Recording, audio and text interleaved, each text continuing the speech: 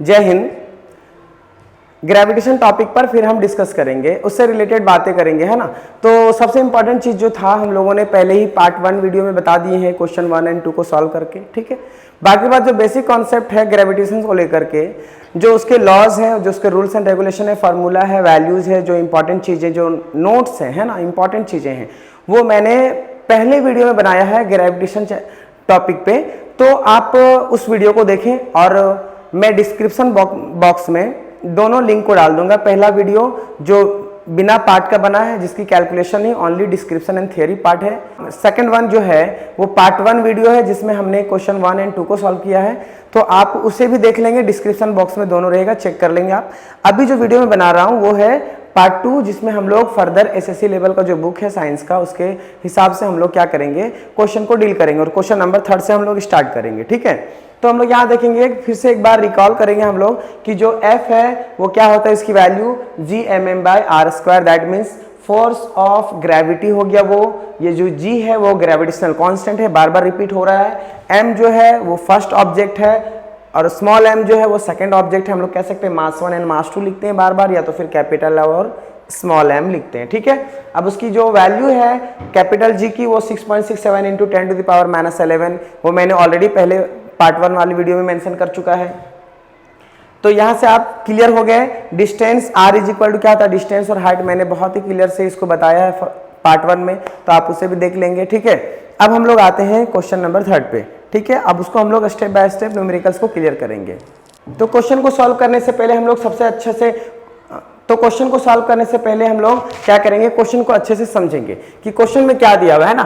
तो the mass and weight of an object on earth is 5 kg and 49 Newton, है ना। क्या है कि अर्थ पर जो एक ऑब्जेक्ट है जिसका अर्थ पर वेट कितना है, 5 kg है। वेट कितना है, सॉरी, मास कितना है, 5 kg है, और वेट कितना है, 49 न्यूटन है, ठीक है।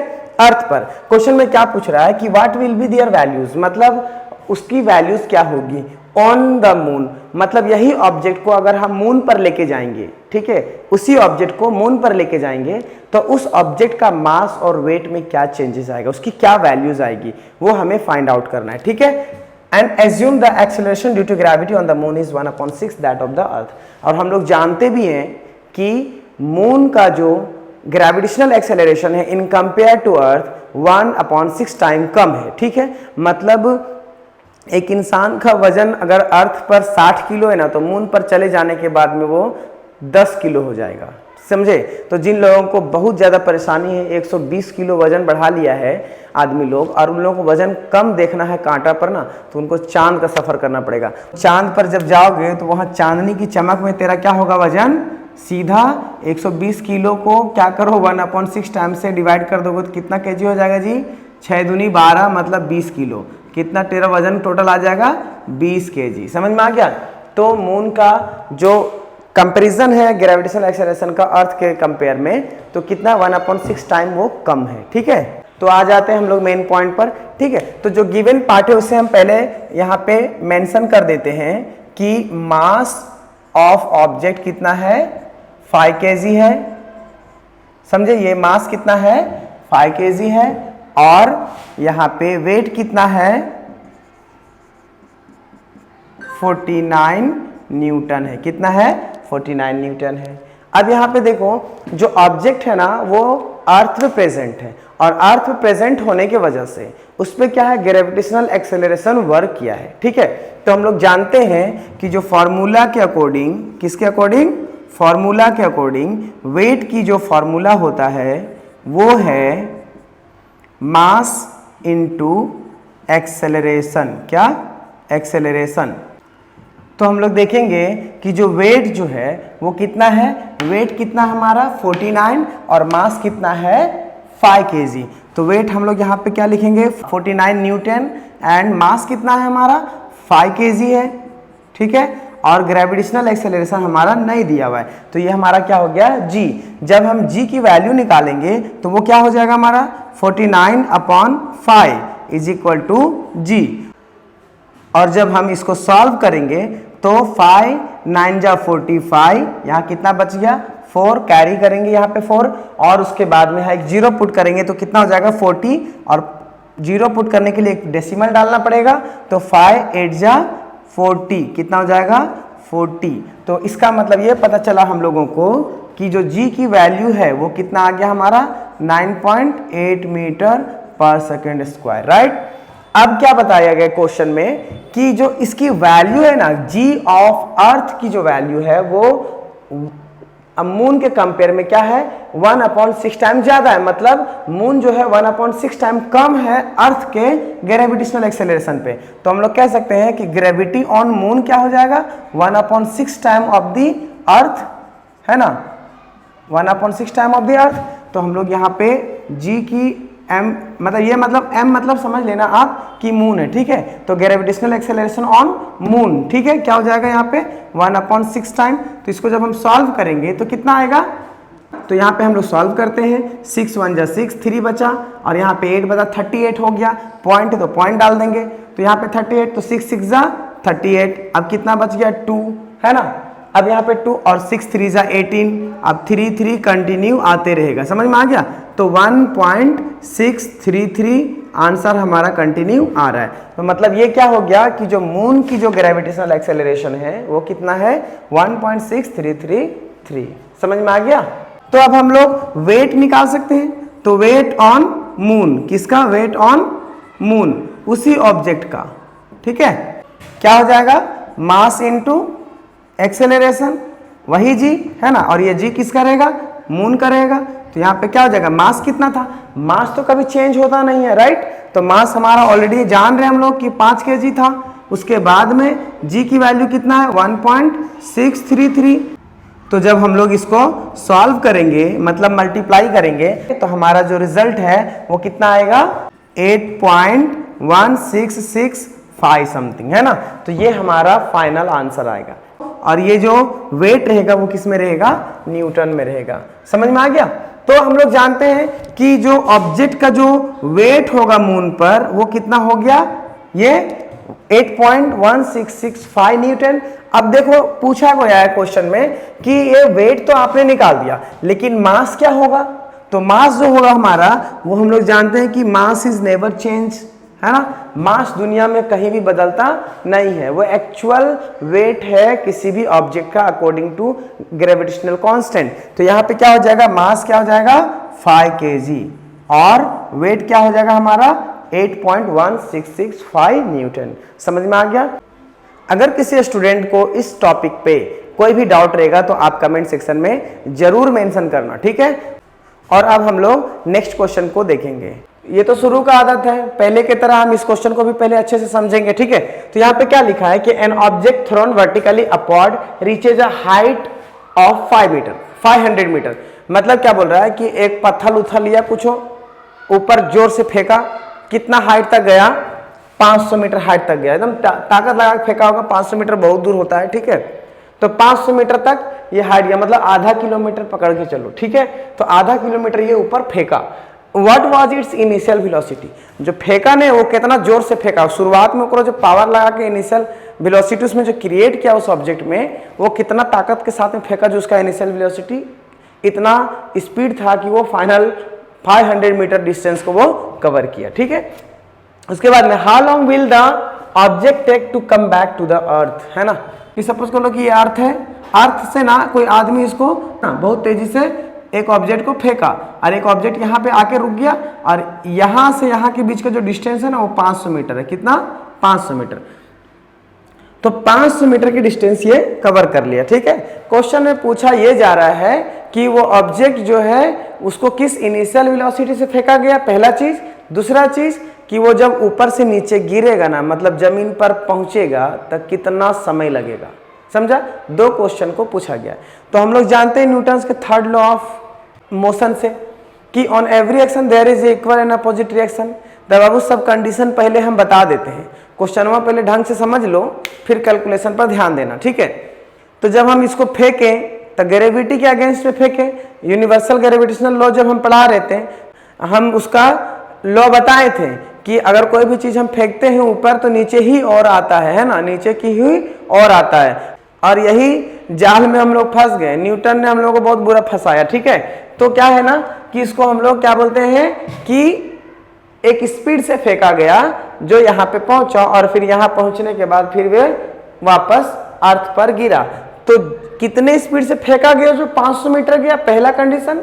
दूसरा कि यहाँ पहुंचने के बाद में फिर रिटर्न जब अर्थ पर आया तो आने में तो कुछ समय लगा होगा, वो कितना समय लगा, समझ में आ गया?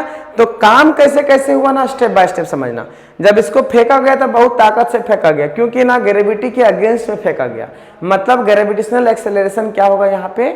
माइनस होगा, क्योंकि हम इसके अगेंस्ट में काम करते हैं तो हमेशा जी क्या होता है? माइनस में होता है। ठीक है, तो हम लोग यहाँ पे क्या देखेंगे कि जो जी है वो माइनस में है। तो पहला नंबर कि इसकी जो इनिशियल वेलोसिटी है वो हमको पता करना है। ठीक है, फाइनल वेलोसिटी तो हमको पता चल गया कि बाबू यहाँ जाने के बाद में ना कहीं भी रुका होगा ना ऊपर जाकर के 500 मीटर का लास्ट पॉइंट तक, तो उसका फाइनल वेलोसिटी है। और जहाँ रुक गया होगा ना तो मैक्सिमम हाइट पर जाने के बाद क्या होता है? ऑब्जेक्ट, उसकी वेलोसिटी 0 हो जाती है। ठीक है, अब टाइम क्या लगा वो तो हमको पता करना ही है। ठीक है, अब डिस्टेंस तो हमको पते हैं, डिस्टेंस पता है कि नहीं? सॉरी, एस 500 मीटर गिवन है कि नहीं? ठीक है, तो हम लोगों को टाइम पता करना है और इनिशियल वेलोसिटी पता करना है। तो न्यूटन्स जो लॉ बताया हम लोगों को, on every action there is equal and opposite reaction. कोई चीज नीचे से ऊपर फेंका है तो ऊपरों से वो नीचे गिरेगा, क्योंकि फेंका गया है ग्रेविटी के अगेंस्ट में। इतना ताकत है, इतना जोर से फेंके ग्रेविटी से सर्वा बाहर निकल जाए तो एकदम पूरा ऊपर चल जाएगा तो नीचे एबेंड करेगा, तो उसी का नाम दिया गया था एस्केप वेलोसिटी। ठीक है, तो पहले हम लोग इस क्वेश्चन को समझते।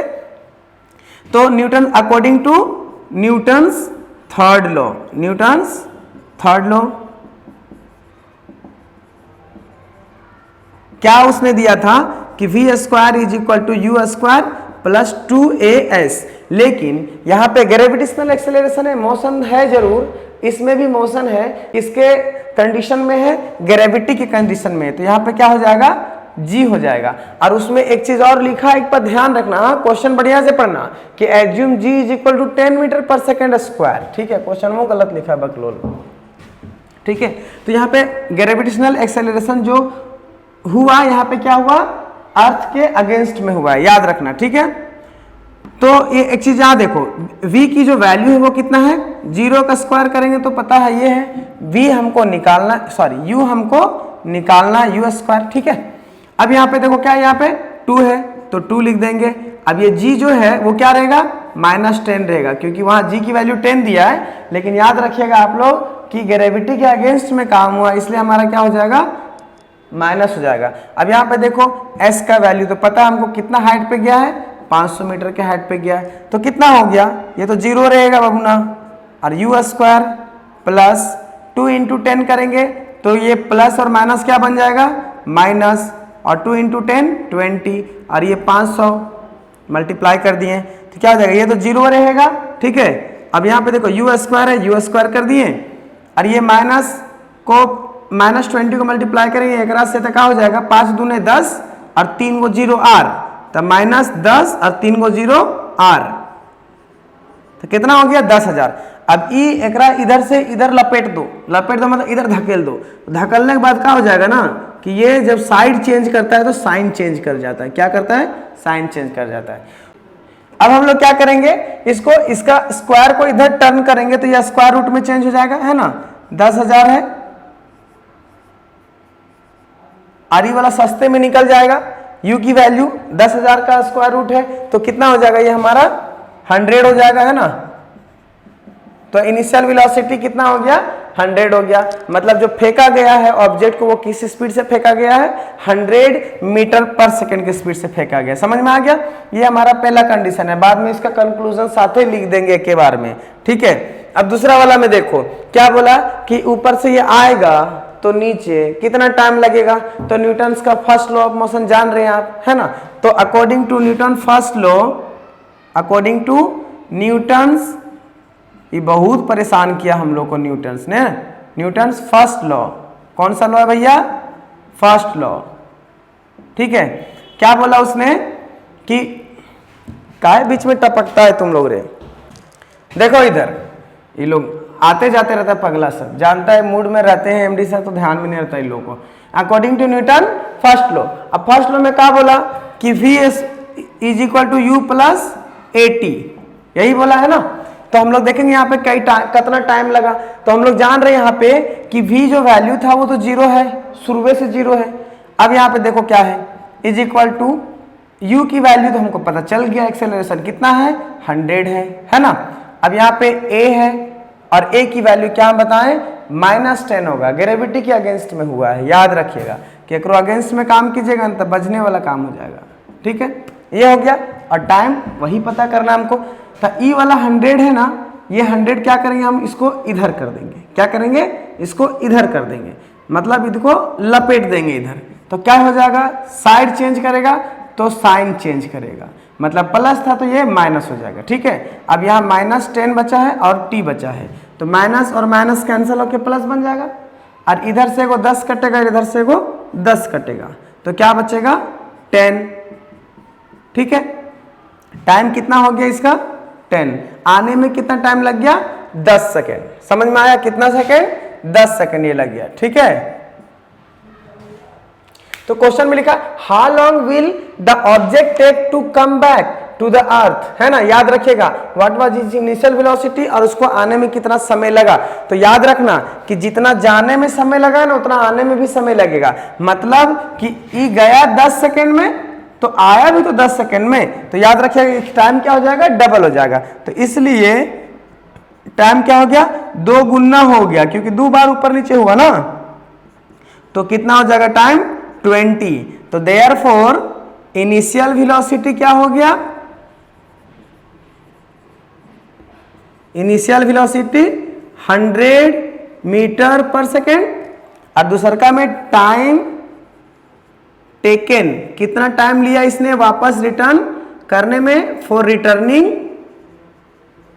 20 सेकेंड। याद रहेगा ना बउआ, याद नहीं रखना, इसको सॉल्व करना है और कैलकुलेशन को प्रैक्टिस करते रहना है, रेगुलर प्रैक्टिस से ही ये सब होगा ना। फार्मूला भूल गया तो जानबे करते सिचुएशन क्या होगा, ठीक है। बाकी बात जो क्वेश्चन में दिक्कत रहेगा आप नेक्स्ट वीडियो में हम और भी डिटेल्स से क्लियर करेंगे फार्मूला के साथ में। तो बाकी बात और भी जो कोई इसमें कुछ डाउट रहा तो आप कमेंट सेक्शन में बिल्कुल मत भूलिए लिखना, हम कमेंट सेक्शन लाइन से सबका पढ़ते हैं, ठीक है। जो भी छोटा मोटा भी बात रहता है हम पढ़ते हैं, इसलिए कमेंट सेक्शन में क्वेश्चन जरूर डालिए और जो भी दिक्कत रहे हमसे संपर्क में रहिए और वीडियो के साथ जुड़े रहिए बस। और अंतिम में हम यही उम्मीद करेंगे कि आप लोगों को ये सब कुछ समझ में आ गया होगा, और समझ में आ गया होगा तो आप लोगों को क्या करना है, नेक्स्ट वीडियो का इंतजार करना है। जो नेक्स्ट पार्ट हम बनाएंगे आप उसी वीडियो को जरूर देखिए, ताकि आपका न्यूमेरिकल्स का प्रॉब्लम जो है SSC लेवल का जो साइंस है ग्रेविटेशन चैप्टर का वो सारा प्रॉब्लम हमारा क्लियर हो जाएगा, ठीक है। तब तक के लिए जय हिंद।